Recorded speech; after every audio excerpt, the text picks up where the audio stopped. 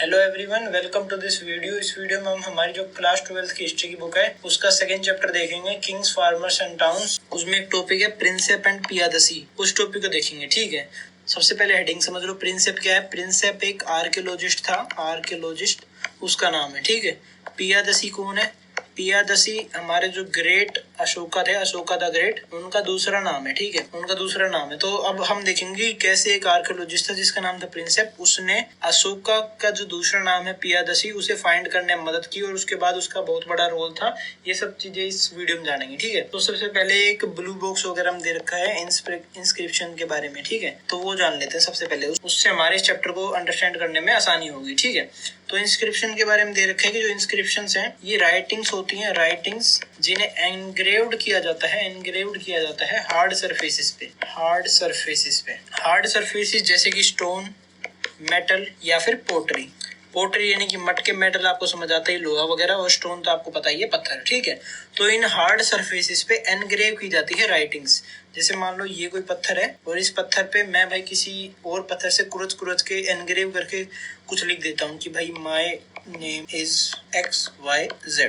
तो my name is XYZ ये मैंने एनग्रेव कर दिया इस हार्ड सरफेस पे। ठीक है, तो इसको बोलेंगे इंस्क्रिप्शन। पुराने जमाने में भी लोग ऐसे करते थे कि भाई कोई किला है, उस किले के आगे एक पत्थर लगाया और उस पे लिख दिया कि भाई ये मेरा होम है, मेरा नाम है ये, वगैरह वगैरह। इससे हमें बहुत कुछ पता चल जाता है कि उस जमाने में इस नाम का आदमी रहता था, इस नाम का राजा था, इस नाम की जनता थी। इन सबसे हमें बहुत सारी हिस्ट्री का पता चल जाता था, और जो कि आज के टाइम पे में मदद करती है। ठीक है, फिर इंस्क्रिप्शंस के बारे में बता रखा है कि इनमें मोस्ट मेजरली क्या क्या पाया जाता था।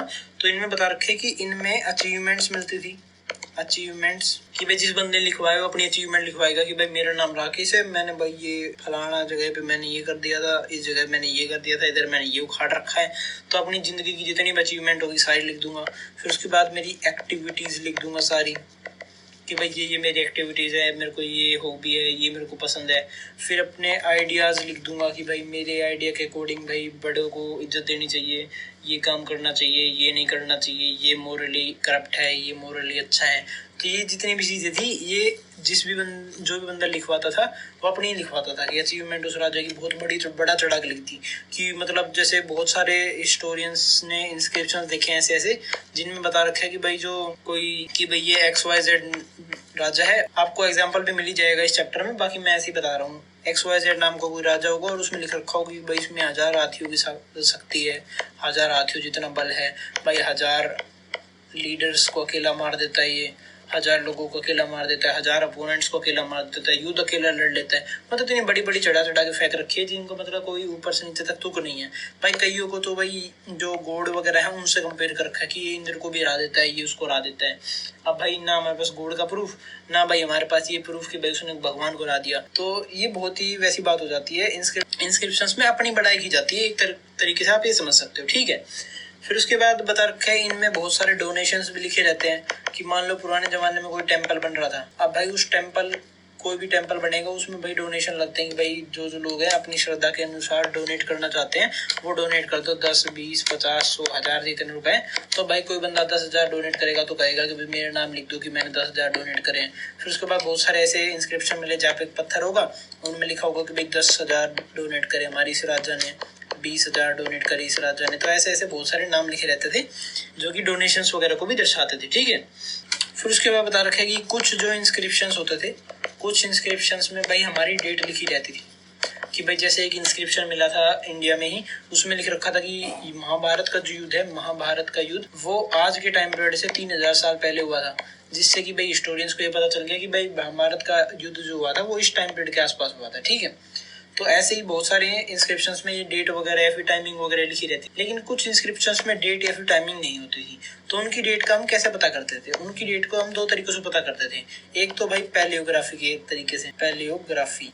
तो पैलियोग्राफी के तरीके से हम कैसे पता करते थे? पैलियोग्राफी होता है भाई study of writings, study of ancient writings. Ancient writings वगैरह, इन सिस्टम्स की जो डेटिंग वगैरह है, डेसिफरिंग वगैरह है, उनसे रिलेटेड में जितनी भी स्टडी होती थी उसे पैलियोग्राफी बोलते थे। डेटिंग वगैरह ये सब इसी स्टडी के अंदर आता था। तो इसके जो भाई पैलियोग्राफिस्ट वगैरह होते थे वो इंस्क्रिप्शन को बहुत उस टाइम पीरियड तक स्टडी करते थे, बाकी इंस्क्रिप्शन से मैच करते थे और उसकी डेट पता कर लेते थे। और कुछ हिस्टोरियंस भाई स्टाइल ऑफ राइटिंग से पता करते थे, स्टाइल ऑफ राइटिंग। वैसे लगभग दोनों सेम ही बात हो गई, क्योंकि पैलियोग्राफी के अंडर ही आ जाता है स्टाइल ऑफ राइटिंग, ठीक है। इसलिए बुक में और करके दे रखा है, पैलियोग्राफी और स्टाइल ऑफ राइटिंग, ठीक है। स्टाइल ऑफ राइटिंग से कैसे पता करते थे, एक एग्जाम्पल दे रखा है, तगड़ा सा एग्जाम्पल दे रखा हमें ए वर्ड का, कि जो ए वर्ड है वो कैसे लिखा जाता था पुराने टाइम पीरियड पे। कि भाई जो 500 BC में है, सबसे पहले बता रखा है कि जो 500 BC जो टाइम पीरियड था, उस टाइम पीरियड के आसपास ए वर्ड को कुछ ऐसे लिखा जाता था, ऐसे, ठीक है। लगभग भय मान लो तुम आज के टाइम पीरियड में हिंदी में जो भय लिखते हैं वैसे। फिर उसके बाद 250 BC यानी कि इसके 250 साल बाद जो ए वर्ड है उसे अलग तरीके से लिखा जाने लग गया, उसे कुछ ऐसे लिखा जाने लग गया। यानी कि आज के टाइम पीरियड पे जो प्रय होता है, प्रथम प्रय, जो प्रय वाला वर्ड है उस तरीके से लिखा जाने लग गया। तो भाई पूरा भय से प्रय बना दिया 250 साल में। तो वर्ड लिखने की कला भी चेंज हो जाती थी, स्टाइल ऑफ राइटिंग भी चेंज होता था। उससे बता देते थे अगर कोई इंस्क्रिप्शन मिला है जिसमें भाई ए वर्ड को कुछ ऐसे लिखा हुआ है, तो उससे स्टूडेंट बोल देते थे 500 BC के आसपास का देख के। अगर किसी में ए वर्ड को भाई ऐसे लिखा हुआ है तो उसे देख के बोल देते थे 250 BC का है, ठीक है। तो एक इस तरीके से इंस्क्रिप्शंस की डेटिंग कर दी जाती थी। उसके बाद बताया गया कि जो अर्लीस्ट इंस्क्रिप्शन है, वो कौन सी लैंग्वेज में लिखे गए हैं, वो लिखे गए हैं प्राकृत लैंग्वेज, प्राकृत भाषा में अर्लीस्ट इंस्क्रिप्शंस पाए गए हैं। उसके बाद बहुत सारी लैंग्वेजेस बताई गई हैं, अदर लैंग्वेजेस जिनमें इंस्क्रिप्शन लिखे जाते थे। कुछ मतलब मोस्टली जो इंस्क्रिप्शन है अर्ली वगैरह वो प्राकृत में लिखे जाते थे, और उसके अलावा भी बहुत सारी लैंग्वेजेस जिनमें इंस्क्रिप्शन लिखे जाते थे लेकिन थोड़े लो लेवल पे या फिर बाद में लिखे जाने लगे थे। वो लैंग्वेजेस कौन कौन सी थी, पाली, तमिल, संस्कृत। तो पाली, तमिल, संस्कृत ऐसी लैंग्वेजेस थी जिनमें बाद में लिखे जाने लगे लेकिन लिखे जाते थे, ठीक है। उसके बाद हमारा जो मेन टॉपिक है प्रिंसेप एंड पियादसी, अब उसे जानते हैं। प्रिंसेप एंड पियादसी हमने अभी जो ब्लू बॉक्स में इंस्क्रिप्शन के बारे में दे रखा था उसे पढ़ाया अभी ध्यान से। अब प्रिंसेप एंड पियादसी में क्या लिखा गया वो पढ़ते हैं। सबसे पहले बता रखा है कि जो इंडियन एपिग्राफी उनमें बहुत सारे डेवलपमेंट हुए। किस टाइम पीरियड के आसपास, 1830s के आसपास। तो अभी बहुत सारों को समझ नहीं आ रहा होगा कि भाई एपिग्राफी क्या होता है, तो अभी जान लेते हैं। एपिग्राफी क्या होता है, एपिग्राफी होती है इंस्क्रिप्शंस की स्टडी। तो इंस्क्रिप्शंस की स्टडी को एपिग्राफी बोलते हैं। कि भाई बहुत सारे जो आर्कियोलॉजिस्ट हैं साथ में बैठ के इंस्क्रिप्शन की स्टडी कर रहे हैं, तो उन सबको एपिग्राफिस्ट बोला जाएगा, ठीक है। तो इंडियन एपिग्राफी जो था उसमें डेवलपमेंट हुई 1830s के आसपास। क्या डेवलपमेंट हुई, एक मेजर डेवलपमेंट हुई जिसको अंजाम दिया जेम्स प्रिंसेप नाम के एक बंदे ने। जेम्स प्रिंसेप, जिस पे हमारी हेडिंग है प्रिंसेप। तो जेम्स प्रिंसेप नाम के एक आर्कियोलॉजिस्ट थे। आर्कियोलॉजिस्ट मतलब बाय पैशन, ऐसे नहीं कि मतलब उनकी जॉब थी आर्कियोलॉजी वगैरह में। बाय पैशन मतलब ऐसे उनको साइड में काम करना पसंद था आर्कियोलॉजी में, ठीक है। तो बाय पैशन आर्कियोलॉजिस्ट थे जेम्स प्रिंसेप। और अगर उनका वर्क देखा जाए तो वो कहाँ काम करते थे, वो काम करते थे कोलकाता की मिंट फैक्ट्री। जिसको मिंट ना पता हो बता देता हूँ। मिंट यानी कि जो सिक्के, कॉइन वगैरह बनते हैं उनकी फैक्ट्री को मिंट बोलते हैं, जहाँ पे कॉइन बनते हैं, ठीक है। तो कोलकाता की मिंट फैक्ट्री चलाई जाती थी ईस्ट इंडिया कंपनी के द्वारा अंग्रेजों के टाइम पीरियड पे इंडिया में। तो उस टाइम पीरियड पे जेम्स प्रिंसेप थे, वो इंडिया में काम करते थे। और बाय पैशन ये एक आर्कियोलॉजिस्ट थे, साइड में आर्कियोलॉजी करते थे। और साइड में आर्कियोलॉजी करते वक्त उन्होंने ब्राह्मी और खरोष्टी लैंग्वेज को, स्क्रिप्ट को डेसिफर कर लिया। डेसिफर यानी कि किसी भी स्क्रिप्ट को समझ लेना कि भाई आज से 1000 साल पहले जो लैंग्वेज थी हमें उसका कोई अंदाजा नहीं है, लेकिन अब हम उस लैंग्वेज की बहुत सारी किताबों को देखेंगे, फिर आपस में वर्ड्स को मैच करेंगे, फिर उसके बाद अलग अलग जगह से वर्ड्स को मैच करेंगे, फिर हम ये अंदाजा लगाएंगे कि भाई ए वर्ड है वो ये है और इधर भी ये ए वर्ड है। तो इससे हमें पता चल जाएगा कि उस लैंग्वेज में ए वर्ड ऐसे लिखा जाता था, ऐसे बी का पता चल जाएगा, सी का पता चल जाएगा। फिर हम उसकी पूरी लैंग्वेज को समझ जाएंगे, ठीक है, या फिर हम उसकी पूरी स्क्रिप्ट को समझ जाएंगे। जैसे इंग्लिश जो लैंग्वेज है उसकी तुम स्क्रिप्ट समझ सकते हो भाई, ABCD जो है वो उसकी स्क्रिप्ट है। हिंदी जो लैंग्वेज है, हिंदी एक लैंग्वेज है लेकिन उसकी जो स्क्रिप्ट है जिसमें वो लिखी जाती है उस स्क्रिप्ट को बोलते हैं देवनागरी, ठीक है। तो देवनागरी जैसे कि क, ख, ग, तो क, ख, ग जो है ये है देवनागरी स्क्रिप्ट ऑफ हिंदी। तो वैसे ही इंग्लिश की स्क्रिप्ट है ABCD। तो वैसे ही पुराने जमाने में जो लैंग्वेजेस लिखी जाती थी वो ब्राह्मी और खरोष्टी स्क्रिप्ट में लिखी जाती थी। तो जो ब्राह्मी और खरोष्टी स्क्रिप्ट थी उसको डेसिफर कर लिया जेम्स प्रिंसेप ने 1830s के आसपास। करेक्ट बताऊं तो 1837 से लेकर 38 इस टाइम पीरियड के आसपास उन्होंने इन दोनों स्क्रिप्ट्स को डेसिफर कर लिया। ठीक है, फिर डेसिफर करने के बाद उन्होंने भाई बहुत सारे इंस्क्रिप्शंस पढ़ने शुरू करे, और फिर उन्हें पता चला कि भाई एक पियादसी नाम का वर्ड दे रखा है, पियादसी नाम का वर्ड बहुत सारे इंस्क्रिप्शन में। और पियादसी का मतलब क्या होता है? पियादसी का मतलब होता है प्लेजेंट टू बिहोल्ड। बिहोल्ड यानी कि किसी को देखना, सी प्लेजेंट यानी कि जो सुकून दे। तो यही इसका मतलब निकलता है कि जिसको देखने पे सुकून मिलता हो आंखों को। ठीक है, तो इसे बोलते हैं पियादसी। तो ये बोल रखा है कि पियादसी नाम से किंग था, उसको पियादसी के नाम से बोला जाता था। इंस्क्रिप्शंस में बहुत जगह किंग का नाम नहीं दे रखा, उसको डायरेक्टली बोला गया है पियादसी किंग, तो भाई पियादसी बोल रखा। तो फिर उसके बाद जो जेम्स प्रिंसेप था हमारा, उसने सोचा कि भाई ये जो पियादसी है इसका नाम तो भाई हमें ढूंढना पड़ेगा, कुछ ना कुछ तो बड़ा राजा है ये, हर जगह इसका नाम मिल रहा है हमें कि भाई तुम अफगानिस्तान में जाते हो वहां पे भी पियादसी लिखा हुआ मिल रहा है, तुम बिहार में जा रहे हो वहां पे भी पियादसी लिखा हुआ मिल रहा है, तो भाई कोई ना कोई बड़ी तोप है राजा जो बिहार से लेकर अफगानिस्तान तक राज कर रहा था। अशोका के किंगडम अगर आपको ना पता हो तो वो भाई बिहार से लेके अफगानिस्तान इतने बड़े एरिया तक फैला हुआ था। ठीक है, और साउथ इंडिया से लेकर नॉर्थ इंडिया बहुत बड़ा एम्पायर पे राज करते थे, तो हर जगह पियादसी लिखा हुआ मिल रहा है। और हर जगह उन्होंने एक और चीज नोटिस करी, कुछ इंस्क्रिप्शंस में उसका नाम भी दे रखा था अशोका करके, कि मतलब ऐसे दे रखा था कि हमारे राजा हैं जिनका नाम है पियादसी और उन्होंने ABCD काम कर रहा रखे। मतलब उस जमाने में ऐसे ही लिखा जाता था कि पहले राजा का नाम, फिर उसके जितने बड़े बड़े काम होंगे वो लिख रखा होगा, या फिर उनकी जितने भी मोरल आइडियाज होंगे कि भाई हमें बड़ों की रिस्पेक्ट करनी होगी, जैसे मान लो वो XYZ है तो मोरल आइडियाज लिखे हुए थे। फिर उसके बाद एक और इंस्क्रिप्शन मिलता है उस बंदे को जिसमें राजा का नाम अशोका दे रखा था।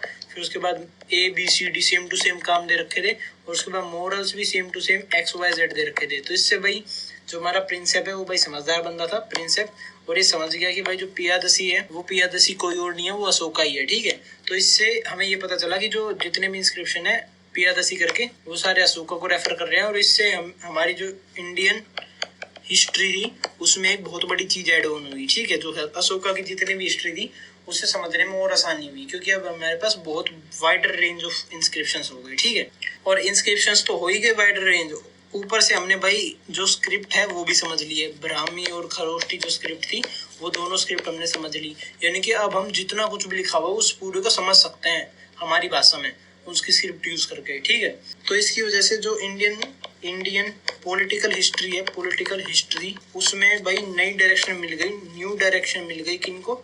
हिस्टोरियंस को नई डायरेक्शन मिल गई। कैसे मिल गई? क्योंकि भाई पहले तो उनको बस जो स्कल्पचर वगैरह मिलते थे, स्कल्पचर या फिर आर्टिफैक्ट्स वगैरह, उनके बेसिस पे हिस्ट्री बनानी पड़ती थी। कहीं पे तलवार पड़ी हुई मिल गई तो उन्होंने बोल दिया कि भाई यहाँ पे युद्ध हुआ होगा। लेकिन अब क्या हो गया, अब इंस्क्रिप्शंस जो थे, पहले भी थे इंस्क्रिप्शंस तो, लेकिन इंस्क्रिप्शंस को हम पढ़ नहीं पाते थे। अब भाई जो डेसिफर हो गई स्क्रिप्ट हमारी, तो अब इंस्क्रिप्शंस को भी पढ़ सकते हैं, और ऊपर से आर्टिफैक्ट्स भी मिल गए, तो हम एक बढ़िया स्टोरी बना सकते हैं कि मतलब इंस्क्रिप्शन में लिखा हुआ है कि यहाँ पे युद्ध हुआ था, आर्टिफैक्ट में भाई यहाँ पे तलवार मिल गई, तो हम समझ जाएंगे कि यहाँ पे वॉर हुआ था पक्का, श्योरिटी के साथ। ठीक है, तो इंडियन पॉलिटिकल हिस्ट्री, पॉलिटिकल यानी कि जो राजा महाराजा हैं, और हिस्ट्री यानी कि पास्ट के राजा महाराजा, और इंडियन यानी कि इंडियन रीजन में। ठीक है, तो इंडियन पॉलिटिकल हिस्ट्री जो इंडिया के पुराने राजा महाराजाओं का इतिहास था उसमें एक नई डायरेक्शन मिल गई हमारे हिस्टोरियंस को। कैसे मिल गई? क्योंकि हमने एक न्यू स्क्रिप्ट डेसिफर कर ली थी। ठीक है, और इससे अब हम लीनिएजेस बनाने में सक्षम हो गए। लीनिएजेस किसी को ना पता हो तो बता देता हूँ। लीनिएज होते हैं कि भाई पहले कोई A राजा आया, फिर उसका बेटा आया B, फिर उसका बेटा आया C, फिर किसी ने भाई इस लीनिएज को तोड़ दिया, कोई बाहर से बंदा आ गया X और C को मार दिया, फिर X का बेटा आया Y, फिर Y का बेटा आया Z। तो ऐसे ये लीनिएज है कि भाई जो एरिया है हमारा, मान लो ये है बिहार, तो ऐसे एक लीनिएज बन गई कि बिहार पे पहले A राजा आया, फिर B आया, फिर C आया, फिर X आया, फिर Z आया, फिर Y आया, जितना भी आया ये सब। ठीक है, अब इंस्क्रिप्शंस में क्या हुआ, इंस्क्रिप्शन में लिखा हुआ मिल गया कि इस टाइम पीरियड के आसपास A राजा था, B का, फिर उसके बाद B राजा बना, फिर C राजा बना। तो इंस्क्रिप्शन में ये सारी चीजें लिखी हुई मिल गई, तो स्टोरीज को आसानी हो गई है लीनिएज बनाने में। पहले A आया, फिर B आया, फिर C, फिर ऐसे। ठीक है, तो ये चीज हुई थी 1830 के आसपास, 1830 के आसपास। ठीक है, और अगर आपको याद हो तो मैंने सेंचुरी लिखना सिखाया था, सेंचुरी। तो 1830 किस सेंचुरी के आसपास पड़ेगा? तो एक तो सेंचुरी बन गई 1801 से लेके 1900, एक बन गई 1901 से लेके 2000। तब समझदार आदमी बता देगा कि ये 20th सेंचुरी है, क्योंकि इसमें 20th का 100 मल्टीपल है, ये 19th सेंचुरी है क्योंकि इसमें 19th का 100 मल्टीपल है। तो भाई जो हमारे 1830s है किस टाइम पीरियड के बीच में पड़ा, ये पड़ता है हमारा 19th सेंचुरी के टाइम पीरियड के बीच में। तो 1830s पड़ा 19th सेंचुरी के बीच में। तो ये बता रखा है कि 19th सेंचुरी में हमें स्क्रिप्ट मिली और 20th सेंचुरी तक हमने अच्छी खासी लीनियर्स तैयार कर ली थी, यानी कि हिस्टोरियंस ने अच्छा खासा पढ़ लिया था, अच्छी खासी लीनियर्स तैयार कर ली थी। ठीक है, अब इतना समझ आ गया तो आखिरी पॉइंट जान लेते हैं। आखिरी में बताया गया है कि जो स्कॉलर्स थे, जो हिस्टोरियंस थे, अब उन हिस्टोरियंस ने लीनियर्स बना ली भाई पूरी, कि पहले ए राजा आया, फिर बी आया, फिर सी आया, फिर डी आया। तो अब आप ये मत सोच रहे हैं कि उनका काम खत्म हो गया। भाई हिस्टोरियंस के पास बढ़िया काम होता है। भाई हिस्ट्री कभी भी पूरी नहीं पता होती हमें, तो पूरी जिंदगी लगे रहते हैं, हिस्ट्री की किताबें पढ़ते रहते हैं, इंस्क्रिप्शंस पढ़ते रहते हैं, और उनका भाई काम कभी खत्म नहीं होता। तो अब ये मत सोचना कि भाई लीनियर्स बन गई तो उनका काम खत्म हो गया। तो अब उन्होंने क्या काम सोचा, उन्होंने अपना फोकस शिफ्ट कर लिया। उनका जो फोकस था वो शिफ्ट हो गया। उनका फोकस कहाँ पे शिफ्ट हो गया, उन्होंने जो पॉलिटिकल हिस्ट्री थी, पॉलिटिकल हिस्ट्री, उस पे अपना फोकस शिफ्ट कर लिया। इसमें जो बैकग्राउंड था उसमें, ठीक है, कि भाई पॉलिटिकल हिस्ट्री थी, उसका बैकग्राउंड क्या था, उसका कंटेक्स्ट क्या था। कि पॉलिटिकल हिस्ट्री तो ये होगी कि उस टाइम पीरियड पे राजा महाराजा क्या था, लेकिन उसका बैकग्राउंड, उसका कंटेक्स्ट, कि भाई उस टाइम पीरियड पे ए राजा था, उस जमाने में भाई ये चीज हुई कि मतलब मान लो राइस का प्राइस बढ़ गया, तो ए राजा के आने से राइस का प्राइस कैसे बढ़ गया, ए राजा के आने से दंगे कैसे बढ़ गए। मान लो दंगे हुए किसी टाइम पीरियड पे, तो ए राजा के आने से दंगे कैसे बढ़ गए, ए राजा के आने से कम्युनल टेंशन कैसे बढ़ गई, कि भाई आपस में एक दूसरे धर्म के लोग आपस में एक दूसरे को मार क्यों रहे हैं। ए राजा के आने से हारमनी कैसे बढ़ गई, कि मान लो क्या पता लोगों में हारमनी, पीस बढ़ गया हो, तो ए राजा के आने पीस क्यों बढ़ गया है। ए राजा का रिलीजन क्या था, रिलीजन क्या था, क्या ए राजा का रिलीजन पब्लिक था, क्या ए राजा का रिलीजन प्राइवेट था, कि मतलब वो पब्लिक में सबको कहता हो कि मेरा रिलीजन फॉलो करो वरना मार दूंगा, या फिर प्राइवेट में कि भाई जिसकी जो मर्जी है वो फॉलो कर लो, मेरे को कोई दिक्कत नहीं है। क्या ये सब चीजें थी। तो ये जितना भी आता है, ये आता है बैकग्राउंड ऑफ पॉलिटिकल हिस्ट्री या फिर कंटेक्स्ट ऑफ पॉलिटिकल हिस्ट्री। कि इस जमाने में मान लो एग्रीकल्चरल प्रोडक्शन बढ़ा, एग्रीकल्चरल प्रोडक्शन बढ़ा, तो इसके पीछे के रीजंस क्या थे, कि भाई टेक्नोलॉजी बढ़ी थी, या फिर जमीन की फर्टिलिटी बढ़ गई थी, या फिर भाई बाढ़ वगैरह आ गई थी, जिसकी वजह से जो वाटर है, वाटर अच्छा मिल गया था। मतलब क्या कारण थे एग्रीकल्चरल प्रोडक्टिविटी बढ़ने के पीछे की। तो ये सब चीज आती है कंटेक्स्ट ऑफ पॉलिटिकल हिस्ट्री में। तो हिस्टोरियंस ने कंटेक्स्ट जानना स्टार्ट कर दिया था एक बार लीनियज बन गई थी तो, ठीक है। फिर ये बताया गया कि ये सब जब हिस्टोरियंस ने स्टार्ट करा तो उनको पता चल गया कि भाई लिंक्स तो थे, कि मतलब ए राजा आया तो उसकी वजह से भाई कम्युनल टेंशन बढ़ गई, या फिर बी राजा आया उसकी वजह से कम्युनल हार्मनी बढ़ गई। तो इनके बीच में लिंक्स तो थे कि भाई राजा के आने की वजह से ये सब चीजें हो रही हैं, लेकिन ये लिंक्स कई बार डायरेक्ट होती थी, कई बार इनडायरेक्ट होती थी। मतलब कई बार कोई राजा ही ऐसे करता था कि भाई जाके इस धर्म के लोगों को मार दो, तो ये हो गई डायरेक्ट लिंक्स। कई बार होती थी इनडायरेक्ट लिंक, कि भाई राजा नहीं कहता था फिर भी भाई राजा का कोई ना कोई कनेक्शन होता था उस चीज से इनडायरेक्टली। तो इन सब लिंक्स को पता करना, तो ये सब काम भी हिस्टोरियंस ने स्टार्ट करा। फिर अब ये सब काम जितने भी हैं जो मैंने बताया, पॉलिटिकल हिस्ट्री का कंटेक्स्ट वगैरह जानना, ये सब हम इस चैप्टर में जानेंगे, ठीक है। तो अगर आपको वीडियो अच्छी लगी हो तो लाइक से सब्सक्राइब कर देना। इस टॉपिक में जितना भी था मैंने बता दिया, एनसीईआरटी में जितना भी दे रखा है। Thank you.